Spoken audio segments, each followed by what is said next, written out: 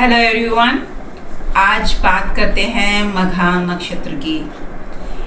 और मैं हमेशा ऐसा कुछ टॉपिक लेती हूँ जो आपको इजी वे में समझ आए, क्योंकि यहाँ कोई एस्ट्रोलॉजी की क्लास नहीं चल रही और ना मुझे किसी को एस्ट्रोलॉजी सिखानी है। जिसका नक्षत्र होगा, आजकल बच्चों को बहुत क्यूरियोसिटी रहती है कि हमें अपने बारे में तो नॉलेज होनी ही चाहिए।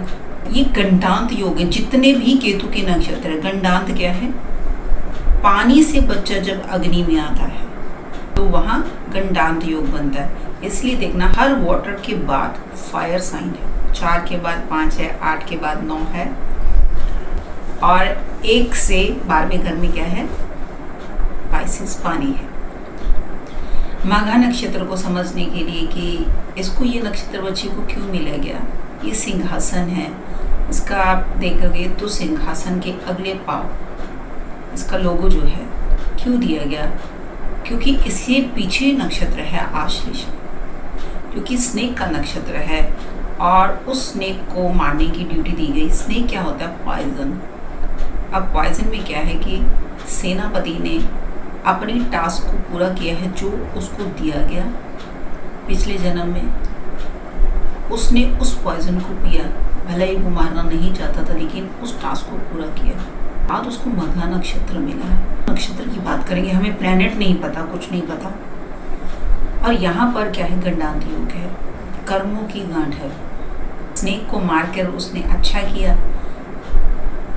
अब उसको अच्छा भोग करने के लिए भी नीचे आना पड़ेगा, क्योंकि अब उसको साम्राज्य दिया जाएगा। राजा अपना साम्राज्य देगा सेनापति को, और उसको ज़्यादा स्ट्रगल नहीं करना पड़ेगा।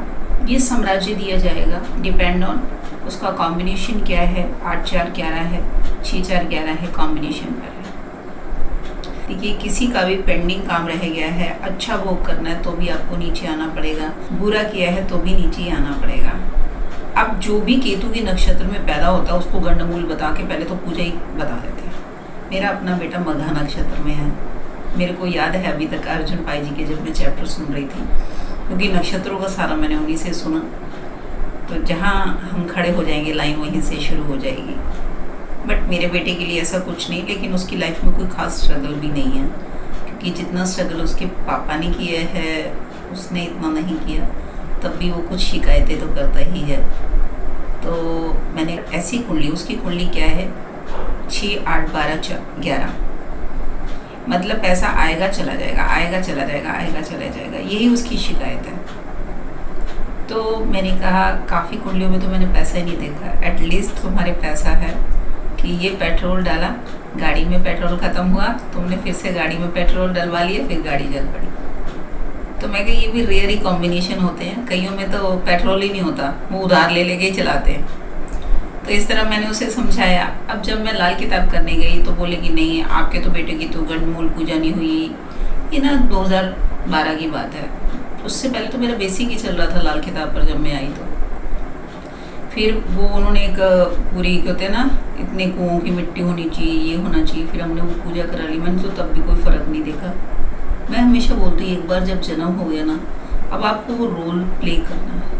आप पूजा करा लो, पाठ करा लो, वो सिर्फ क्या है? आपकी भावना है। मघा नक्षत्र जो है वो फायरस नक्षत्र है, क्योंकि फायर साइन है राजा का सिंह। सिंह क्या है? सूर्य। और सूर्य के पास क्या है? पैसा, पावर, पोजीशन, बच्चा, तो सब कुछ है राजा के पास, और उसको ज़्यादा मेहनत नहीं करनी पड़ती। लेकिन राजा को एक रूल मिला हुआ है कि आप हीरो तो बन गए, हीरो के बाद आपको एक कुर्सी भी मिल गई है, लेकिन इसके लिए आपको धर्म पर चलना पड़ेगा। जितने भी फायर साइन हैं वो धर्म के हैं, चाहे मेष है, चाहे सिंह है, चाहे धनु। अग्नि धर्म है, क्योंकि हर चीज़ प्योर ही आग में जाकर होती है। सोने को भी तपना पड़ता है। नक्षत्र में जो आगे जाकर प्रॉब्लम होती है वो होती है ईगो की, क्योंकि कैसा भी कर लो ये फायर साइन है। सूर्य के अंदर माइल्ड मेलेफिक इसीलिए बोला कि ईगो डेवलप होती है। ये ईगो जब डेवलप होती है कब होगी? जब उसको सक्सेस मिलती है। ये आप हमेशा याद रखना, सक्सेस के साथ ही अहंकार आता है। इसलिए इंसान को समझता नहीं, अपने दिन भूल जाता है। रेयर लोग, मुझे नहीं लगता, किताबी बातें हैं, लेकिन मैंने किसी को नहीं देखा जो बिना अहंकार के जिया हो। सब में अहंकार होता है। लेकिन जिनका सूर्य के साथ केतु होगा तो वो ज़्यादा, उनके अंदर अहंकार नहीं होगा। एक मैंने देखा जिनका वीनस एक्सॉल्टेशन होता है उनको अहंकार नहीं होता, उनको ये परवाह ही नहीं होती कि उनके पास है क्या क्या नहीं। बाकी कंजंक्शन भी देखनी पड़ती है, लेकिन ये दो बहुत मैंने एनालाइज करा है कि इनको ज़्यादा ये नहीं होता कि इनके अंदर ईगो डेवलप हो जाए।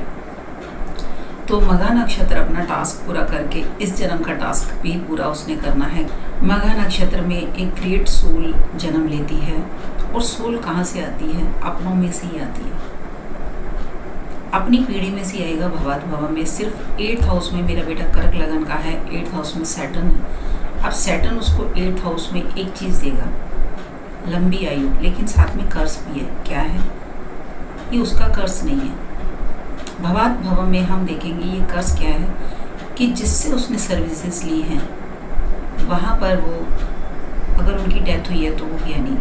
अभी किसका कर्ज है? ये 9th से 12th हाउस है ना, पिता का कर्ज है। और वाकई मेरे हस्बैंड कभी भी किसी की सर्वेंट की डेथ पर नहीं गए, हमारी दुकान पर जितने सर्वेंट्स हैं। और कहाँ मेरा बेटा 94 में बॉर्न हुआ है, और कहाँ मैंने ये चैप्टर पढ़ा है 2017 में। अब पहले तो मैं एस्ट्रोलॉजर नहीं थी, मैंने बोला ना पहले, यकीन आना बहुत ज़रूरी है। जो बात सत्य है वो सत्य है, उसको मैं कभी डिनाई नहीं करती।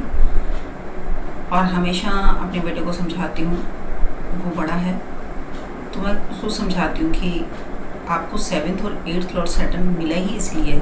अपने सर्वेंट से अगर आप सर्विस लेते हो तो आप उनसे बना के चलो, और उनसे ही आपने कमाई करनी। 8th हाउस हमारा पब्लिक हाउस है, जहाँ से पैसा आना है। करे किसी की मृत्यु, लेकिन मृत्यु शाश्वत है। अगर ये कर्ज है तो अब ये परंपरा तुम्हें निभानी है कि आगे से अगर किसी की डेथ होती है तो आपने साथ में जाना है। और ये हुआ भी, कोरोना में किसी की डेथ हो गई थी तो, लेकिन फिर कोरोना के कारण वो जा नहीं पाया, तो क्योंकि लॉकडाउन था और वो नहीं मैंने बोला ना प्लेनेट अपना काम करता है। लेकिन ये चैप्टर मैंने उसको एक एक चीज़ समझा रखी है। अच्छी सोल है वो, और क्यों सोल कैसे देखनी है? सूर्य के साथ ही उसको गुरु मिला है। डिस्पोजिटर देख लेंगे मघा नक्षत्र का, गुरु के साथ मिला हुआ। तो मतलब क्या है कि गुरु हर चीज़ को एक्सपेंड कर देते हैं। दिल बड़ा है उसका, अगला जन्म भी उसका अच्छा है। अब आप बोलोगे ये तो मिथ्स है, लेकिन यहाँ यकीन आने के लिए ही इतने साल लग गए। तो मैं जो भी बताऊँगी वो एहसास पहले होना चाहिए कि वाकई ये हुआ है कि नहीं। ब्लैक मैजिक में या रिचुअल्स में इंटरेस्ट रहेगा, क्योंकि 8th हाउस में सैटर्न है। और पास्ट लाइफ क्या हो गया? 4th हाउस वाटर, तो प्योरिटी रहती है। एक चंद्रमा का पानी प्योर है, स्कॉर्पियो का पानी स्टिंग वाटर है, और पाइसिस का पानी क्या है? महागंगा सागर है, जहाँ पर सारी नदियों का संगम है। तो ये प्योरिटी है कर्क लगन की, कि आप प्योर वाटर यानी प्योरिटी के साथ इस दुनिया में आए हो, तो आपके अंदर अहंकार डेवलप ना हो जाए। अगर आपको सक्सेस मिलती है तो वो डाउन टू अर्थ रह के आपने अपना कर्म करना है। यही इस नक्षत्र का मतलब है। इसीलिए आपको इस सिंहासन के योग्य समझा गया है, क्योंकि आपने पिछला टास्क पूरा किया है और तभी ये टास्क आपको दिया गया है। यही मघा नक्षत्र है। कोई गंड नहीं, कोई मूल नहीं, पता नहीं क्या क्या लोग ये बोलते रहते हैं। सिंपल है कि जो पेंडिंग काम है उसको आके पूरा करना, चाहे वो अच्छा है चाहे वो बुरा। मेरे थोड़े से शब्द आपको समझ आने चाहिए। अगली बार मिलते हैं एक और नक्षत्र के साथ। जैसे देखिए, मैं कुछ ऐसा कंटेंट रेडी करके नहीं बैठती कि नहीं मुझे इसी पर बोलना है। मैं जो भगवान बोलते हैं कि इस टॉपिक पर बोलना है मैं उस पर बोल देती हूँ, और बहुत इजी वे में बोलती हूँ ताकि सामने वाले को समझ आए। और ये मेरी पहली शूटिंग है अपने नए ऑफिस में, तो पता नहीं कैसा, क्योंकि प्रेजेंटेशन बोलते हैं अच्छी होनी चाहिए। मेरे को कभी शनि ने अच्छा लुक कहने का ऑफिस का नहीं दिया। अभी भी पूरा ऑफिस तो तैयार नहीं हुआ, लेकिन जो अभी जैसा तैयार हुआ, क्योंकि मेरे को बहुत पैशन है एस्ट्रोलॉजी को लेकर। मैंने कभी ये प्रभाव ही नहीं मारी मेरा ऑफिस कैसा दिख रहा है। आप मेरी पुरानी कभी वीडियो देखना, मेरे पास इतने पैसे भी नहीं थे कि मैं ऑफिस में कोई काम करवा सकूं, तो मैंने फ्लैक्स लगवा कर ही शूटिंग कर ली। मेरे पास कैमरा नहीं था अच्छा, मेरे पास माइक नहीं था, मैंने उसकी परवाह नहीं करी। फोकस जो रहा वो सिर्फ कंटेंट को लेकर रहा। अभी भी शनि ने कैसा दिया है मैंने तो सरेंडर कर रखा है, आप जैसा। लेकिन आप लोगों की ब्लेसिंग मेरे साथ है, तो सॉरी गाइस। मैं हमेशा समझती हूँ कि मैं थोड़ी स्ट्रांग हो गई हूँ, लेकिन मुझे लगता है अभी भी मैं इन चीज़ों को लेकर थोड़ी इमोशनल हूँ, क्योंकि शनि जल्दी जल्दी खुश नहीं होते।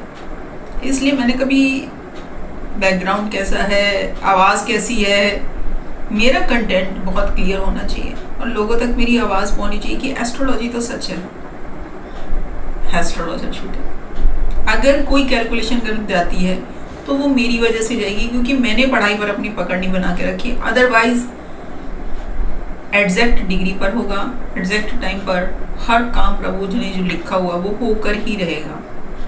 आप 1000 हवन यज्ञ पाठ पूजा करा, जो लिखा है वो होकर रहेगा।